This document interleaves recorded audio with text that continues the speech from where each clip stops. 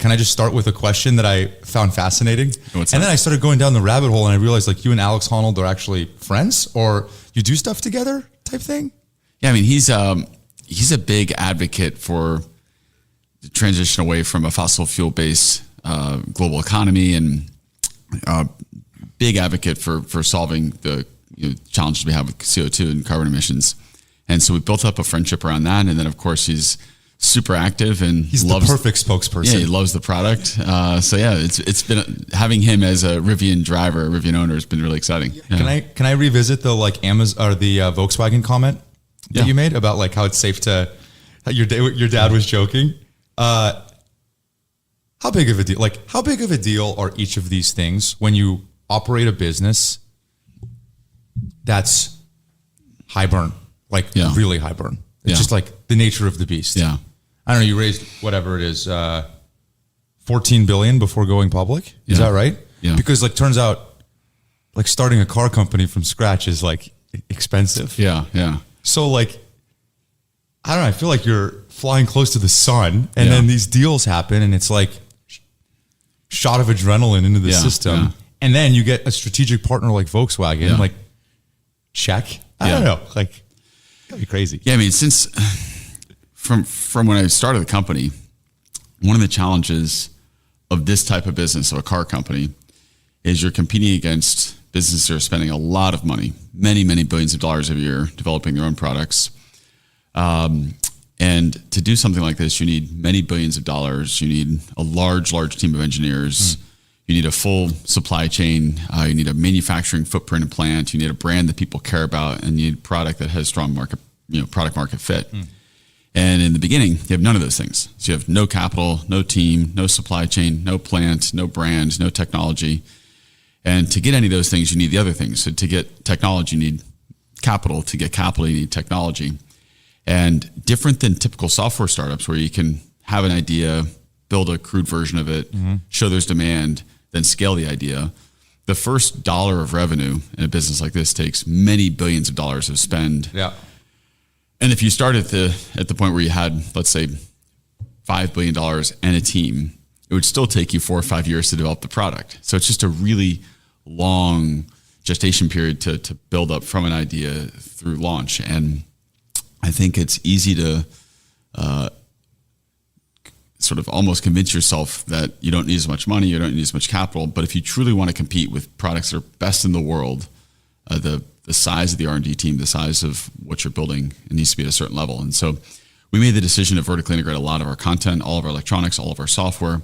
We did it purely through the lens of we wanted to make the best products in the world. And we also really believed it'd create structural cost advantage in the long term.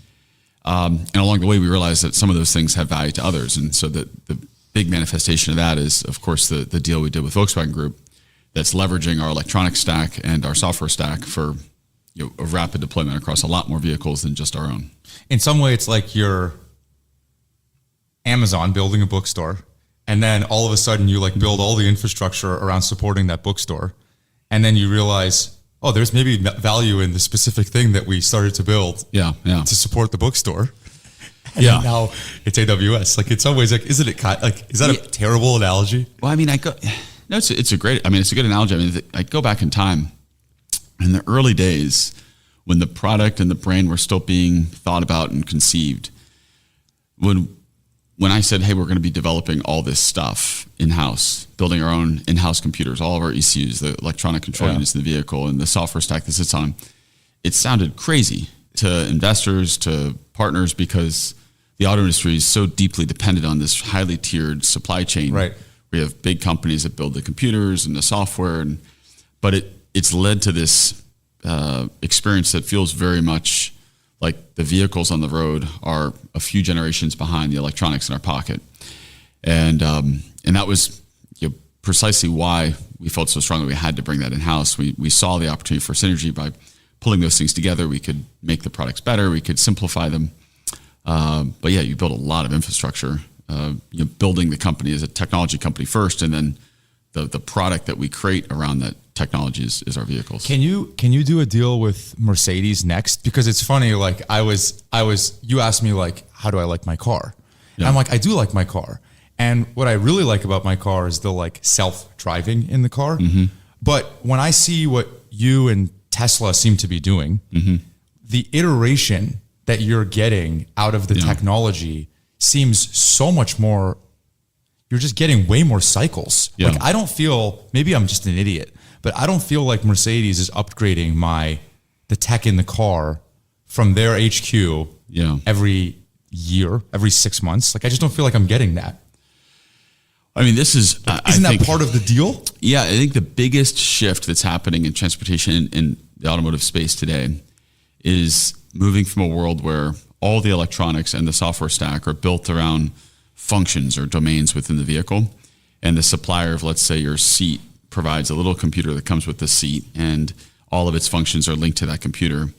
And you end up in the vehicle with 70 to 100 of these little ECUs, these little electronic control units or computers. But they're very hard to update, especially update in a holistic way. And a good example of that is when you approach the car, there's a whole host of things you want to happen. The vehicle needs to unlock. The seats need to put themselves in the right spot. The vehicle needs to make an audible sound on the outside. The thermal control, the HVAC system should come on. The battery should precondition. The motor should get prepped. All this stuff should be happening. And for us, that's really easy because all those steps are happening on Rivian computers with Rivian software.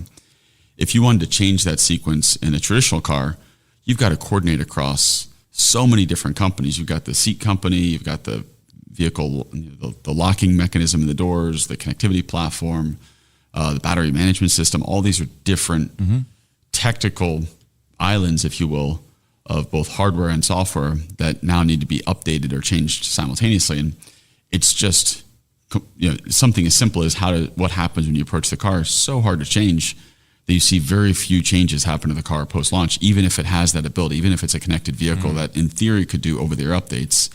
The updates tend to be very few and relatively shallow. They're not going deep into the system. And so rethinking the whole car around this is an integrated computer that's going to continually get new software. It's going to continually get better. Is a massive paradigm shift in terms of how we think about our vehicles. How many nodes are there in a traditional car manufacturer's supply chain to get like one car done? Like how many suppliers? Yeah, what is that diaspora of suppliers? How complex does that web get? It can be, well, if you look at it in terms of number of parts, typical car has maybe 3,000 purchased components that get assembled into a vehicle in a plant. Okay.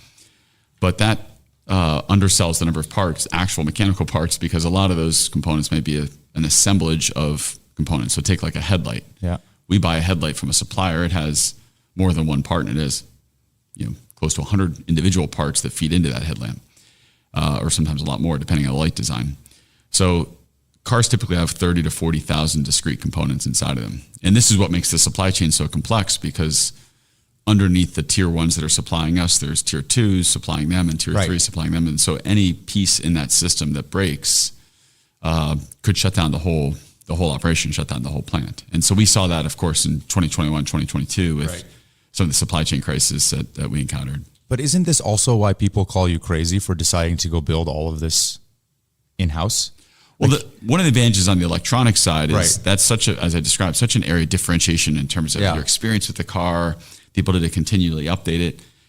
Bringing that in-house has advantages from a customer-facing point of view. It also simplifies the architecture. You need a lot fewer computers. So we have 7 computers that run the whole car versus 50 to 100, 75 to 100. So much simpler architecture.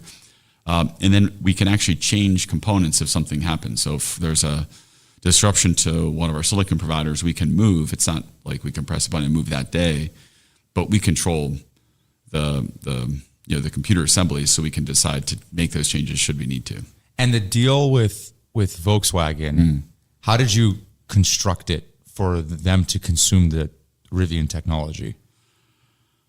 Well, it's a $5 billion deal. Yeah, it's so the parts of the deal we've announced. It's a $5 billion deal in terms of capital that flows into Rivian. So there's an investment component, a technology licensing component, but that doesn't talk about any of the details of us providing content to them through this joint venture structure. So there's additional elements of the deal that we're going to announce that are positive elements that we'll announce later. But what makes a deal like that so complex is it's hard to do half that deal. Meaning, it's not like Volkswagen Group could say, we want half of your architecture and we're going to continue using a traditional function or domain-based architecture in parts of the vehicle. So you have to really lean into the idea of scraping away lots and lots of little computers and replacing them with a much smaller number of geographically located or zonally located computers in the vehicle that then run lots of functions. And but if you make that mental leap and you believe in that as an architecture, which of course they do, it simplifies a lot. You have a lot fewer suppliers. Software becomes a much more manageable part of the technology stack. And it takes a lot of cost out. It takes thousands of dollars of cost out because you're removing all this extra unnecessary over-designed hardware. Isn't that kind of, I'm just thinking out loud, but what the F1 cars are like too? Doesn't, for example, I don't know, pick your random F1 company. Doesn't Mercedes make the engines for them in some cases? Do you see what I'm saying? Well, so I think maybe in a sense that engines come from a single manufacturer. I think the difference here is, for a long time when we think of vehicles, we think of the hardest part of the vehicle being the building the body or whether you're using castings or stampings or what type of motor you're designing. I think increasingly the hardest part is owning the compute architecture, the network architecture, and the associated software that runs on top of it, because that's a big enabler for what you as a customer experience every day. So you get in the car, you don't necessarily experience was the lower subframe cast or an assemblage of steel components. What you experience is the software. What you experience is how it drives. What you experience is the performance of the thermal system in the vehicle, and that's all software based.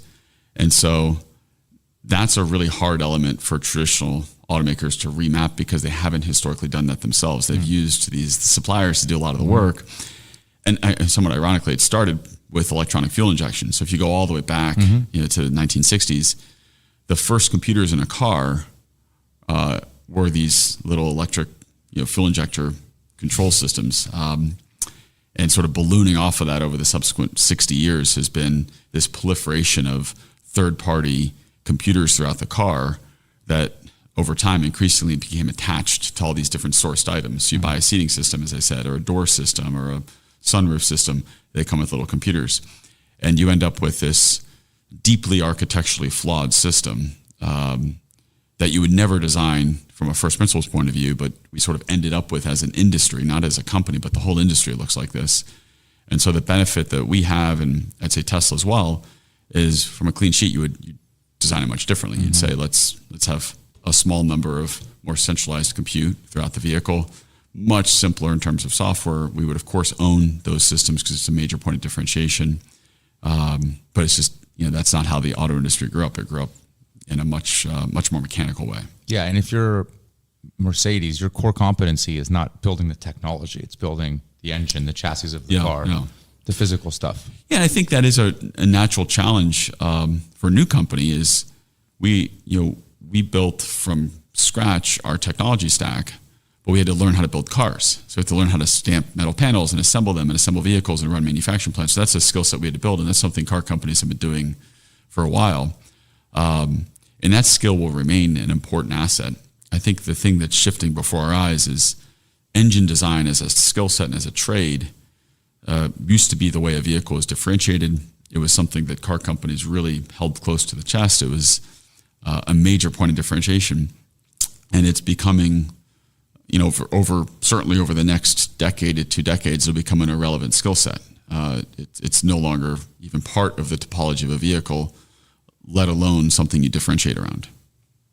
Did you ever think about, let me just take this to the logical extreme. Did you ever think about outsourcing building the body of the car, the hardware, to the people that have that core competency and just saying, we'll do the tech? Yeah, I mean, when I started the company, it was just me. And so you in the beginning, I spent all kinds of time thinking about contract manufacturing, partnerships, essentially ways to solve this this really hard aspect of building a car company, which is it takes a plant that costs billions of dollars, thousands of people working in the plant. Is their way to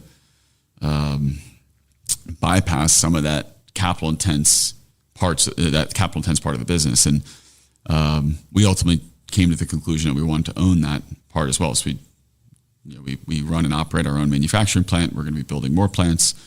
But a lot of industries with physical end products, they do rely on contract manufacturers. And so it's just in automotive, it's the reason it never really took hold. The significant role for contract manufacturers is the cost structure is so aggressive, and you already have a highly tiered supply chain, that adding any margin stacking on top of that supply chain for someone to make, let's say 10, 15% margin on assembling the vehicle, there's just not enough room in the economics of the vehicle to pay somebody to do that. Like Where it's very different than, let's say, a phone. Like a phone has enough margin structure you can rationalize paying someone 15% to assemble the phones. Like I was just thinking, didn't Elon use the Lotus body at first for the Roadster to kickstart that thing off the ground? Yeah. So I mean, we certainly thought about, looked at all kinds of combinations like that, and for understandable reasons. It's just such a large amount of capital to spend in the front, and so many skill sets have to be built so quickly. How many times did people tell you? I mean, like basically, like on the list of companies not to build, like car companies up there, yeah, aerospace car companies, yeah. Like, how often did people tell you, like, do not build this? Like, I mean, often, yeah. And then you would probably hear that, and then the next iteration would be like, not only am I going to build it, but I'm going to vertically integrate it. And now, you kind of kept taking it further. Yeah, and for us, we had some pretty significant evolution in the business along the way. So I started the company, and the mission was to help drive us towards a carbon-free future as a planet. And so one of the biggest elements that has to change in a dramatic way is our transportation systems. We have 1.5 billion cars on a planet, which are combustion powered. And it's hard to imagine this, but in my lifetime, all those vehicles need to be replaced with electric vehicles. And that's just the scale of that, sort of overwhelmingly large. So then you say, okay, well, what kind of product do you build? And we initially started with the concept of something that was more of like a sports car coupe type vehicle, had a major pivot a couple of years in, and essentially pivoted largely to the strategy that you've seen manifest in the world today with a flagship product that was a truck and an SUV. And it took us it's not like that happened overnight, but it took us some time to arrive at that as a strategy, building a brand around a vehicle that enables, active lifestyle, enables adventures, and enables you to do the things you want to take photographs of. We often think of it as. But along the way, that meant we were going to be electrifying a truck and SUV segment, which you think about like going and talking to investors to say, we're going to build electric vehicles. Well, what kind? Trucks and SUVs. The kinds of questions we would get, looking back now, it's comical, but people are like, but what if they get wet? Right. And can they go off road? And what if it hits a really large bump? And so we came to the conclusion that we actually had to completely disrupt people's incorrect perceptions of what an electric vehicle was, largely which was based on like the idea of like golf carts or small electric vehicles, and say you can actually make an electric thing that's very capable. It can go on rugged terrain. It can go in water. It can go off road. It can be very quick. It can handle wonderfully well. And so one of the core tenets in early days was, let's make sure the product attributes are so damn good that no one's going to debate whether this is a interesting product. And in fact, we draw people in to the product, not just because it's electric, just because it's an awesome product. Yeah. And so we forced ourselves to imagine a world where 100% of the vehicles in the world were electric, and this has to differentiate itself relative to those vehicles, meaning the objective wasn't just make an electric truck, it was make the best truck or the best SUV in the world. And, by the way, this thing's electric. Yeah. I mean, you're not just talking in your own book here. In this year, I think it was this year, Rivian was named the best luxury brand of 2024 by U.S. News and World Report. You have released 3 new product lines this year. Is that right? We did a big update to our truck and our SUV, so R1T and R1S. It's a massive update. Yeah. Motor Trend magazine described it as the most, which is like the mecca of, like, you must have read that growing up. Yeah, I'm a huge car enthusiast. I had them on my bookshelf. Yeah, so like when Motor Trend described it as the most remarkable car we've ever driven. Yeah, that's got to bring a guy like it's cool. That's got to it's cool. Yeah, that's amazing. Yeah, and I mean, it's amazing to get these like enthusiast journalists to get really excited about our products. But what's been in many ways the most humbling is to see the reaction of our customers around the product. And if you'd asked me in 2019 or 2020 what our hope was, I would have said, well, our hope is to build a brand that people care about, to build a brand that has meaning beyond just some of the attributes or some of the characteristics of the product, and something that's deeper meaning. Great brands do that. Nike, Apple, these brands mean more than just their products. And amazingly, through how we've built the brand, that's manifested in our physical spaces, our products, the way we show up in the world, it's led to something that people really connect with. And so J.D. Power does this annual brand study of brand satisfaction, likelihood to repurchase, and brand appeal.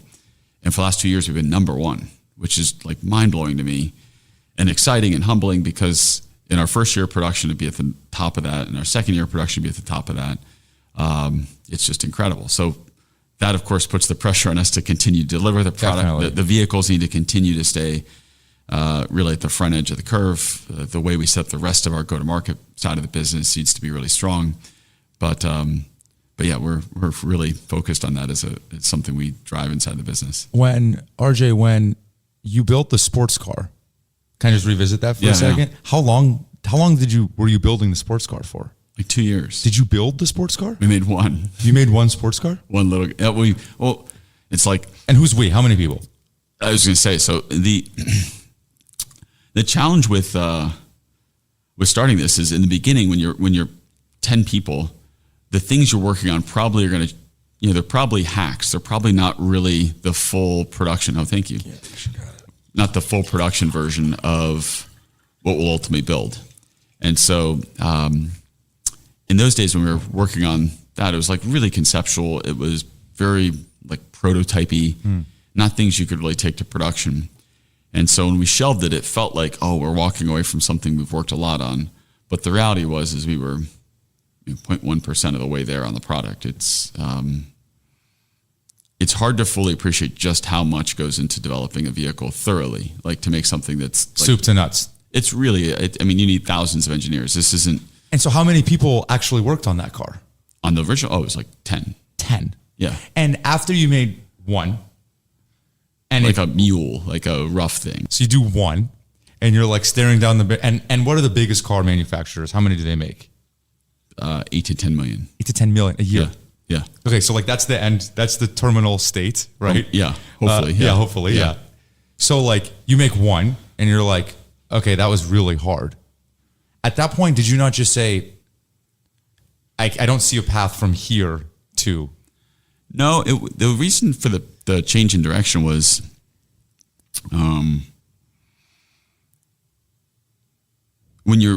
for me, like building the business out, trying to raise capital for it, you're constantly thinking through the strategy. You're describing the strategy to investors, suppliers, partners.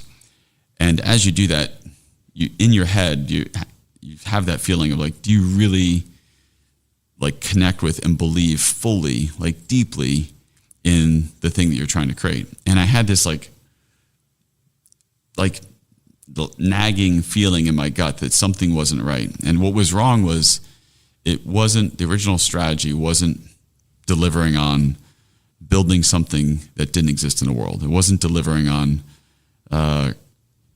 opening up minds and opening up perspective on what electrification could mean. And for that matter, what sustainability and transportation can mean. And so the reason for the shift was to say, we need to be able to answer the question, are we as a company driving the most impact we can drive? with the product and the strategy that we've defined. And so the answer to that I didn't believe was yes. I said this isn't the right compilation of product, technology, brand, market. It just wasn't right. So when we reset, it was a clean reset, and we spent months singularly focused on how do we drive the most impact. And it was a very logical step to then arrive at building vehicles that enable active lifestyles, the brand potential of that around products that typically are very inefficient, led us to what you now see in Rivian. And so it wasn't at all obvious. Like looking back, I can tell the story more directly like that in 2 minutes, but in the middle of it, it was much more chaotic, a lot more looking at many different segments, many different types of vehicles, many different products. But that gnawing feeling that you had at the time, did you know, like, couldn't that gnawing feeling have been, am I good enough to do this? Like, couldn't that gnawing feeling have been, even if I believe I'm right, is anybody else actually going to believe me? Like, like, how did you know that the gnawing feeling was, you know what? It's the product. Yeah. It's a great question. I think, I assume this is true for anyone building or starting or growing a business, that you do have that psychological balance of maintaining confidence in a world that's maybe telling you no, or in a world that's rejecting an idea, and going through the layers of self-doubt. The way I managed through that for me was actually pretty simple. I said, as long as what Rivian does and what the company is doing ultimately does more good than bad, and that can occur in many ways. It could occur with a successful business, but I also saw it as, if we can influence the auto industry to accelerate some of its efforts just by showing them what's possible, even if the business ultimately doesn't work, at least for my kids, that kind of like long-term multi-generation perspective, at least the world would be better off. You can live with that. Yeah. And that was actually how I helped myself, like, sort of look through it. I think I look back now and I'm like, man, it was a steep hill to. Yeah. Like, you redefined failure. Like, failure wasn't, is the company going to make it or not? Failure was, am I advancing the cause of electrifying vehicles? Yeah. And I do think I'm a huge car enthusiast. I simultaneously really care about having a planet that our species and the world can live on. And we are dramatically changing the composition of our atmosphere to a degree that we've never done in the history of the planet.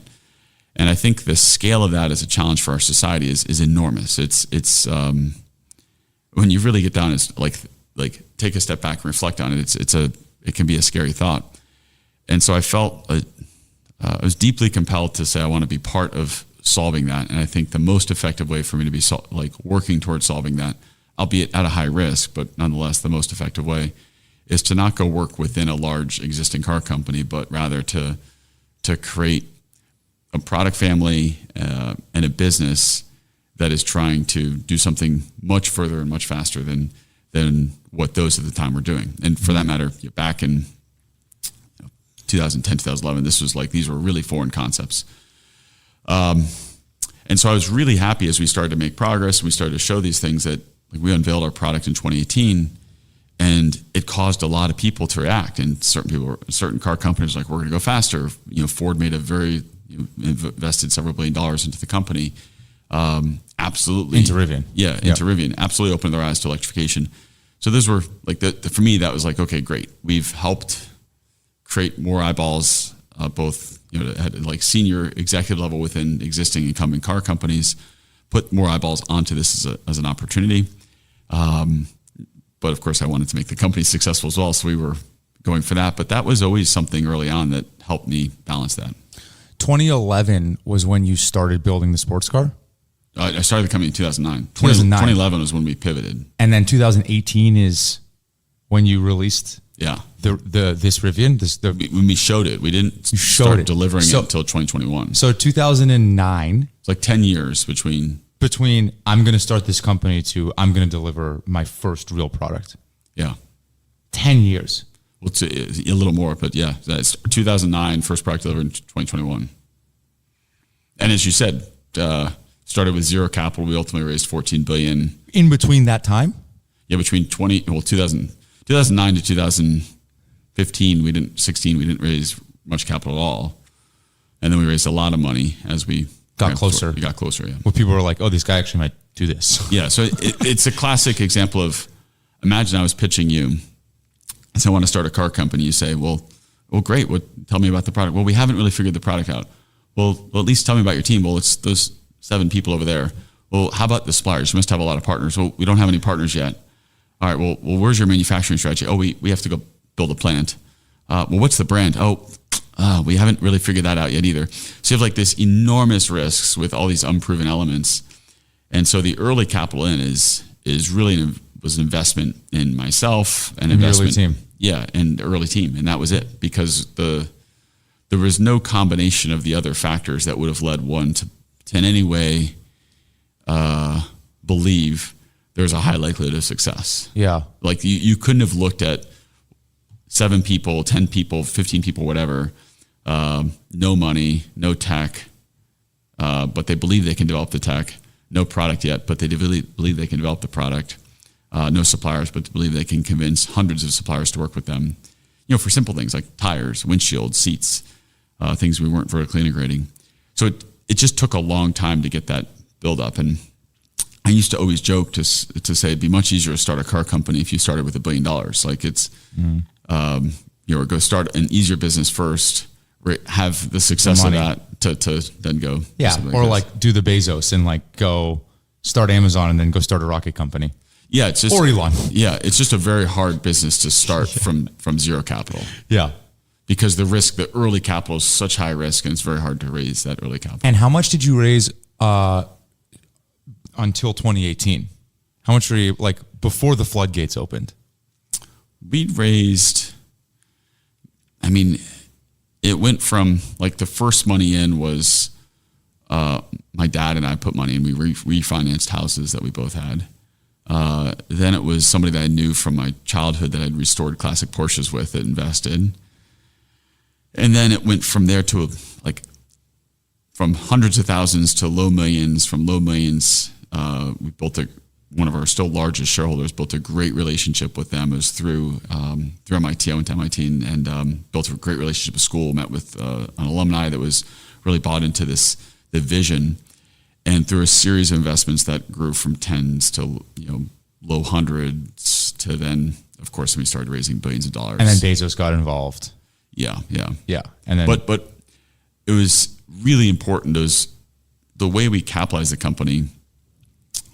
Some of this was accidental. I look back and it was fortune. It was like good fortune or good luck in terms of how that played out. But we brought in some of those early investors. They really believed in the mission less than the strategy. So we're able to be hyper-focused on delivering on this broader mission, but quite flexible on how we execute on the strategy. Mm-hmm. And so from like 2010 to 2015, there's a lot of moving pieces.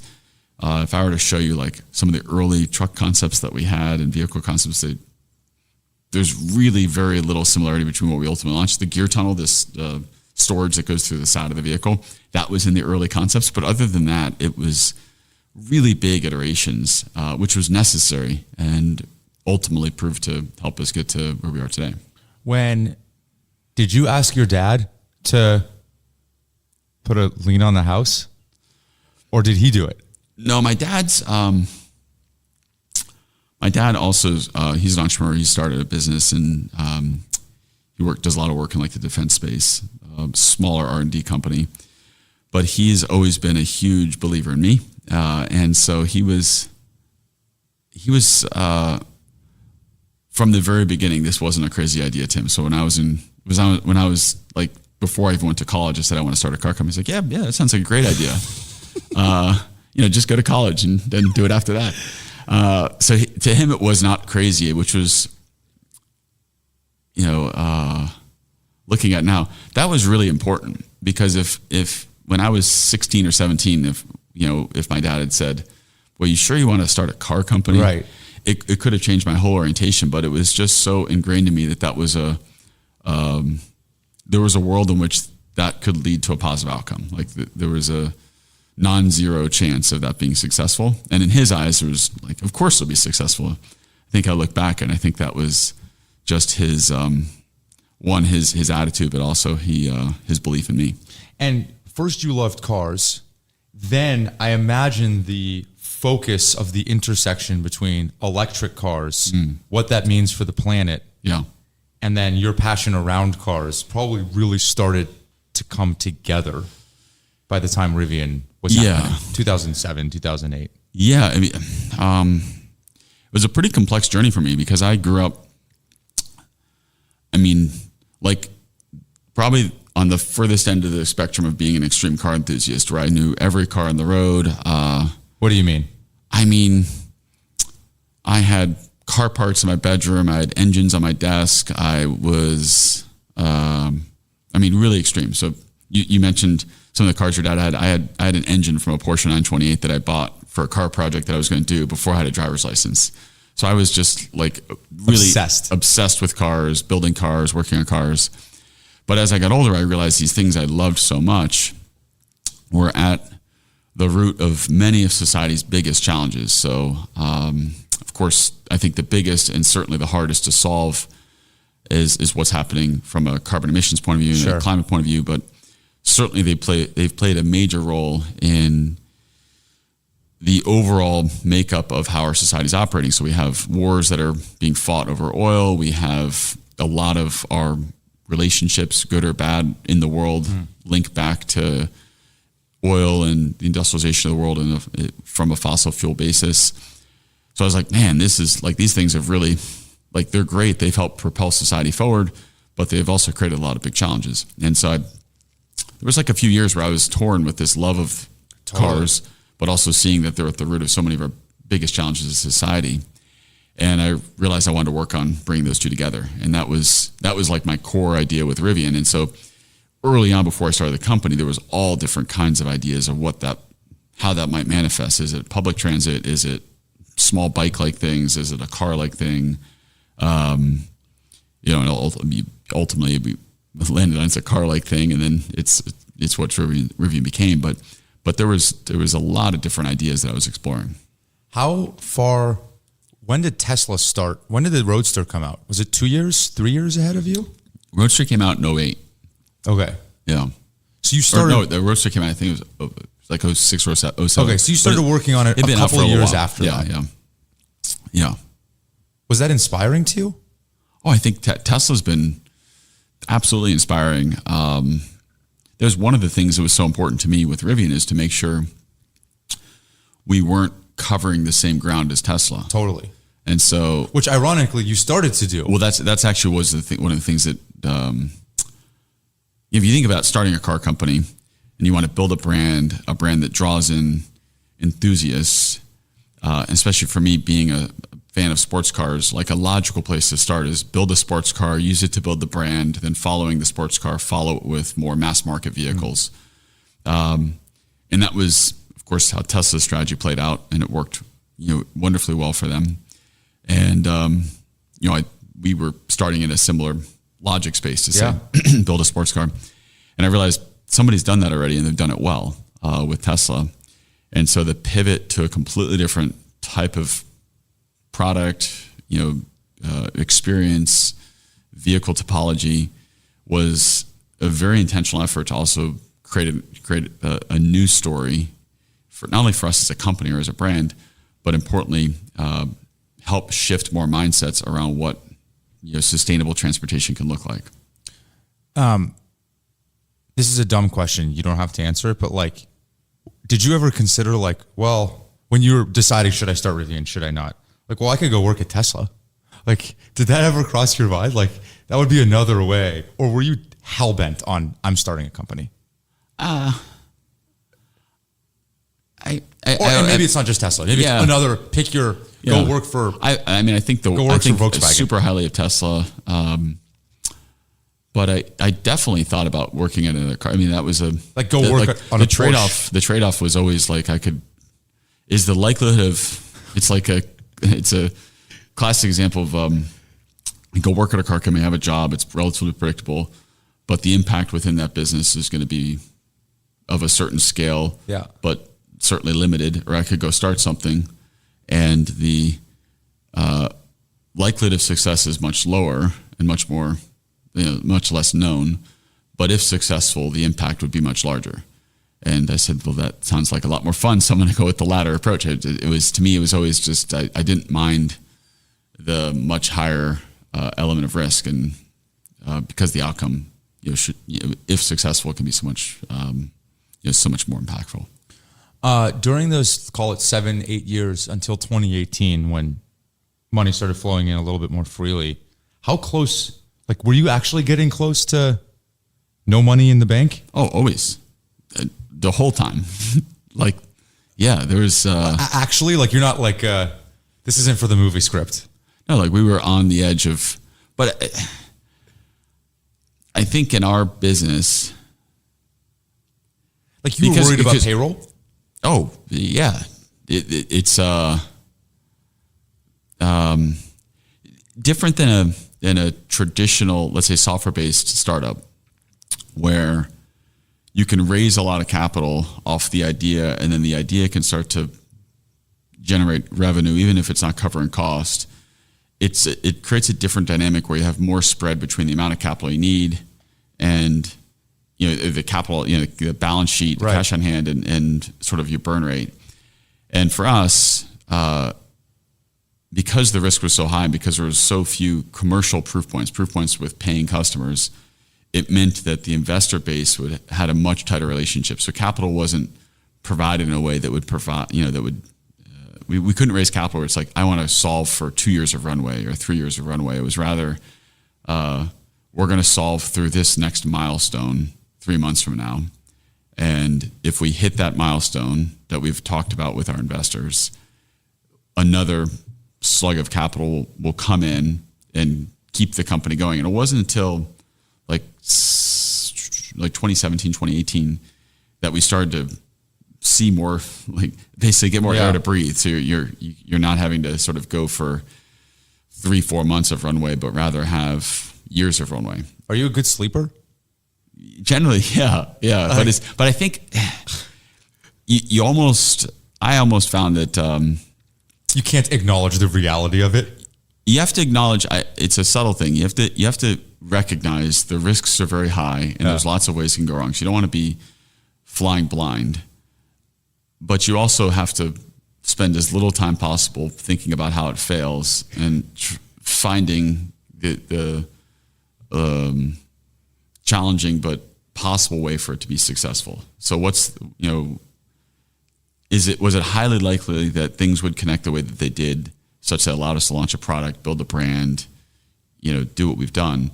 It wasn't highly likely, but was it plausible? Yes. And the core part of my job was mapping how to make something that was plausible actual, like turning that into reality. So it's like lots of things that you look at and the dots connected, the right investors, the right brand positioning, the right product decisions. Yeah. And I think the challenge we have as a public company is we are very much thinking across multiple, it's a chess game where we're thinking, what are the things we need to invest in? And people look at it and say, well, you're still losing money. And we say, read our S1. We plan to invest heavily into growing a base of technology. The markets change, things are different, but we're very focused on the long term. In our view, in the long term, the world's 100% electric. The nexus of power, if you will, in terms of what creates differentiated customer features, experiences, is around software and electronics. And we've leaned massively into that in a way that might look irrational from a 2024 P&L point of view, right? But is absolutely, in our view, if you believe in the long term, a winning strategy. Yeah, and it's just a tough company to be public right now. It's a tough company to be public, yeah. Like, really tough. Yeah. But it's a very, it's just a different flavor of tough. Yeah. And, so it's different. Like in 2017, that was tough to be a private company when we're like, we're every few months we're running, down to zero cash in the bank. And like, that's tough as well. And so, Yeah, but it's not that much less tough. Like you went out at $120 a share and you're like, whatever, like $15 a share now. Public 78 and 15. So it's like, that's tough. It's just a different version of tough. Yeah. Like you're not out of the woods now. Yeah, totally. But I always say like, we're always going to be challenging ourselves. We're going to be pushing. There's going to be challenges in the business. Just like it was in 2012 or 2017, today in 2024, it's like focus on the things we can control, focus on the long term, make the right decisions with the benefit. Now this is unique as a public company, with the benefit of seeing the whole playing field. Yeah. So there are things we're building and planning around that are less obvious to the public markets, but very clear to us. And so the decisions we're making, it's not like we're just spending money because it's right. Easy. We're spending money and deploying capital and building technology because we see very significant in terms of scale, but also uniquely difficult to access market opportunities that we believe we're uniquely positioned to go after. Well, also, like, how do you as a public markets investor underwrite the deal that you just did with Volkswagen? You know what I mean? And that deal wasn't like written in stone. Yeah. That just kind of was created. Yeah. Like, so it's pretty hard to measure that as a. Yeah. I think it's helpful to have, it's a great validation of what we've built. The company of that scale, one of the biggest car companies in the world, has made the decision to move, onto our technology stack in terms of our electronics platform. Is it all their cars? Eventually it'll be across the whole brand portfolio. That's insane. Yeah. So it's can I ask you a personal question? Over the last, whatever it was, 12 years of building the company, like, do you feel like, did you ever get the feeling like, am I putting off my entire life to build this as my life? Like, did you ever get that feeling like, I don't know, like, I have no idea, but like, you can't build a company like this unless it's literally the only thing that you obsess about. Tell me if I'm wrong. Yeah, it's like this had to occupy almost all of your brain space. And maybe it still does.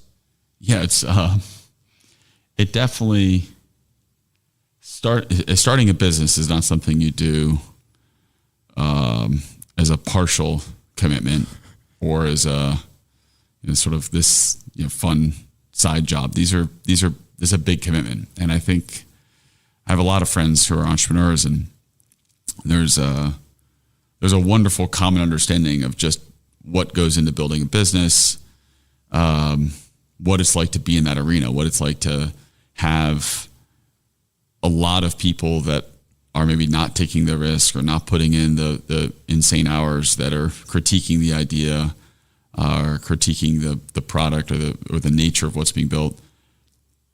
And I think it takes a certain mindset that's comfortable with that, comfortable knowing that a lot of people are going to either disagree with you or have a point of view that's negative towards what you're building. And in a way, I think that if you have that psychological makeup, you actually thrive in it. You don't mind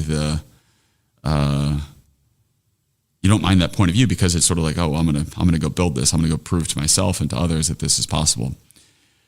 And that was certainly true with Rivian. Like, it was very much it was a lifestyle of really thinking a lot about this, having to live in a world of like being creative, but also executing on very thin capital, and not letting the fact that capital is thin cause your mood to change and be less creative. Right. And that's always the mental gymnastics, is especially in a company that has consumer facing products. You have to create products that have joy and love and like hopefulness embedded into them. And you're often doing that when you feel like your head is in a vice. So you're like, you spend time with the finance team, you're like, oh shit, we're going to run out of money. All right, let me go talk about the interior, color materials. And they're like very different mind spaces. And that may happen in the span of the same 2 hours. Yeah. So I felt, for me early on, that was one of the biggest learnings, was like, wow, the context switching's tough. Well, and maybe to put a finer point on that, as you context switch into all of these different domains within the business, none of the things that people are bringing to you are the fun, cheery, rosy, easy decisions. Yeah. Like, those are all the really hard ones. Yeah. Yeah. Like, to your point of your head being in a vice. Yeah. I mean, part of I think especially for an early stage company, the CEO, the role of that person is to like essentially be moving from the biggest problem to the biggest problem. So you're generally living in the world of the most broken things within the business. Right. And so you actually build skill around that, and you don't even realize it. And for me, it's been since I started the company, it's just been my life. Yeah. That I'm very comfortable with things not being in their end state. And one of the things we've realized as we've scaled is if you've grown up in an environment like that, you build muscle memory and understanding of what it's like to build something that's, the classic phrase of you building the plane while you're flying it. And those that are coming out of very established businesses often aren't used to getting into a plane that has a missing wing. Right. But that's a normal day. That's a Tuesday to me. It's like we're used to that.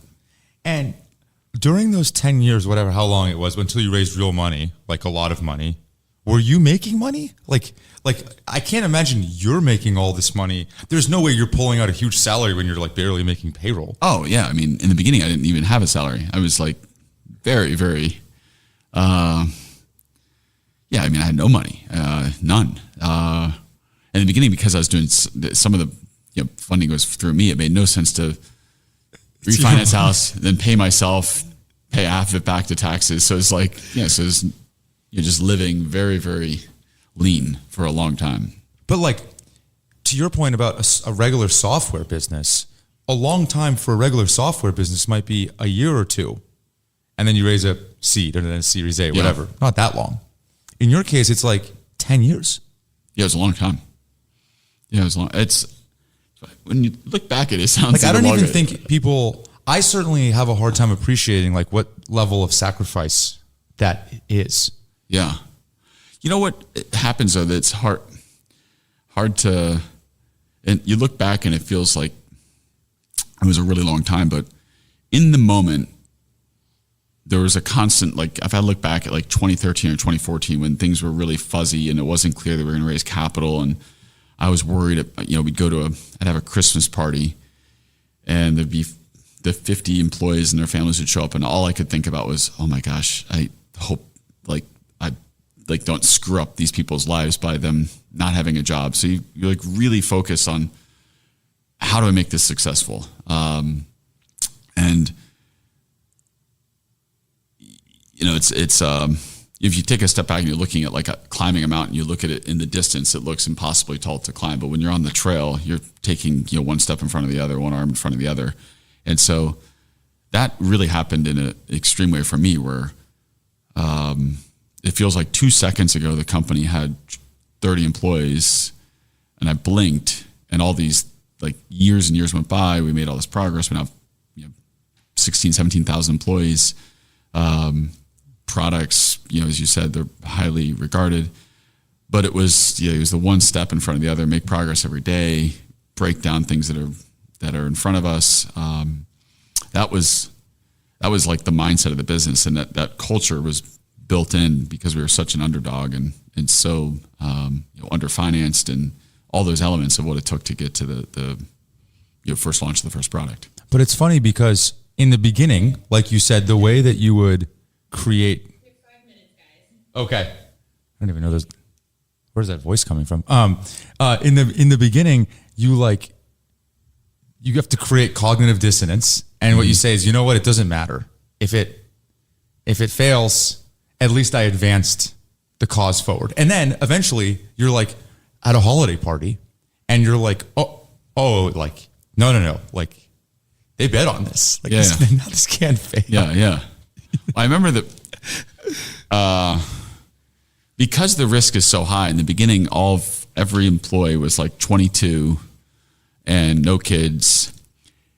And then I remember when we started hiring people that had families, and that just created a different weight.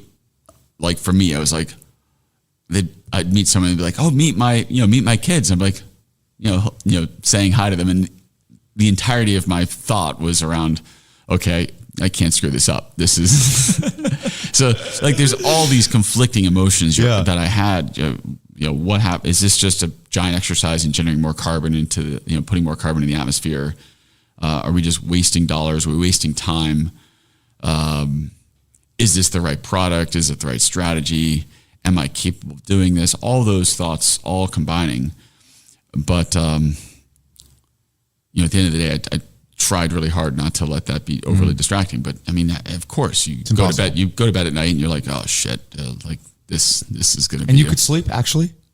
Most of the time. Yeah. That's amazing. Can I ask you, with the amount of decisions that you have had to make and that you make every day, and you like being in the decisions, right? Mm-hmm. Like I don't think you can do a business like this unless you're in every freaking detail. Yeah. I mean, I'm very close to the product. Like, and you like that. Yeah. Like, yeah. I say control freak in a nice way. Like would you consider yourself that? In certain areas, I think I have a strong point of view. Yeah. Like you're in all of it. But I think one of the things it's important to note, this is something I had to learn and grow as in leading the business. The quantity of decisions just around the product is so large. There's many millions of decisions that have to get made to launch a single vehicle. So by virtue of how many decisions there are, it's not possible to make every decision. Meaning if I was deciding everything, nothing can get done. So you have to start to build a system that can make decisions on a distributed basis. So like today, in any given day, if you say across the engineering team, let's say every engineer is making 5 decisions, we'll make 25,000 decisions a day.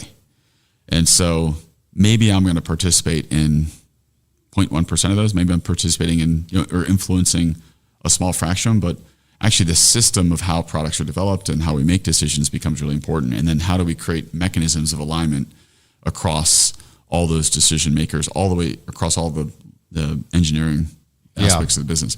And so that was something that early on, I was on a computer designing parts in CAD. Mm-hmm. I mean, truly. And then it evolved to, I was in design reviews of CAD, and then it evolved to, I'm in some design reviews with CAD, but not all. And then it's like, what are the things that really matter? And then how do we create points of influence throughout the business? And so today the product organization reports up to me. I'm our chief product officer as well. So I have a bunch of product functions that come into me. But like the organization evolved to be that, and I actively designed it to work around me as the product. It was the overall leader of product within the business.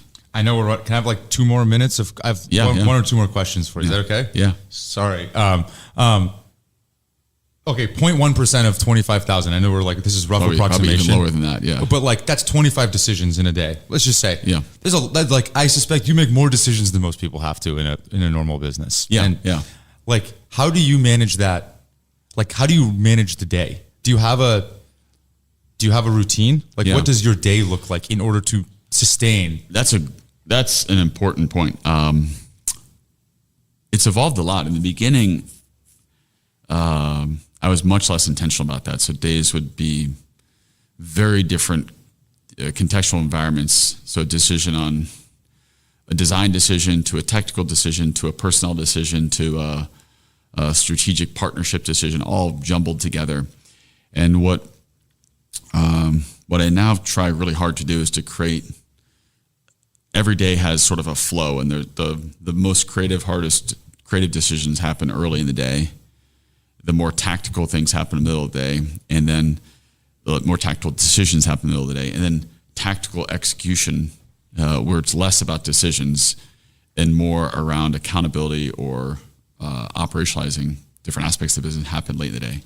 And then each day has different focus areas. And for us, because we have several, you can almost think it was like several businesses embodied in one. So we have a team that's developing self-driving platform. Almost, it is. I mean, that could be its own company. Yeah. We have a team developing power electronics, battery systems, and drive units. That could be its own company. We have a team that develops computers and designs the whole system, software stack from the base OS all the way up to the application layer. That could be a company. So each of those have review cycles and cadences where I'm intentional on how I lay those out. But that took me a while to realize the importance of designing the day and designing how I use my time. And early on, it was just pour hours into everything and just brute force it and work 19 hours a day, 7 days a week, and not sort of think about the flow of how things come together, and not enough emphasis, for me at least early on the quality of decision making. So now, by no means, I'm still learning and improving, but I'm much more intentional on making sure that decision quality is high. That's not to say that decisions aren't changed or moved because we're in a dynamic world, but making sure like the right brains at the right time of day and the right mindset are being deployed on these hard decisions. Sweat? Looks like you sweat every day. You're in great shape. You sweat every day? Sweat? Yeah, you get a workout in? Yeah, that's another thing. I think at least it's unique to everybody and every individual. But for me, I find I'm much more effective if I can do some form of exercise. For sure. And I make better decisions. I'm more creative. But there are times when I didn't pay attention to that, and I can look back and be like, oh, the older version of myself would have advised the younger version of myself to like go for a walk, go for a jog, totally. Go shoot some hoops, do something like that. I appreciate you doing this. Are you hiring? Are we hiring? It depends on the area, but yeah, what areas are you hiring for that are top of mind? The things you'd probably expect. So we're hiring in our machine learning AI field. We have a lot of software openings. A lot. We're probably be hiring another 1,000 people within our software team. Our electronics team's growing. And then because we're scaling our go-to-market side of our business, we're rapidly building out physical footprint, which has lots of different types of form factors. We have charging locations, we have service locations, we have sales locations. So the organization continues to grow. Yeah. Grit. When you hear the word grit, last question, everybody gets asked it. What do you think of?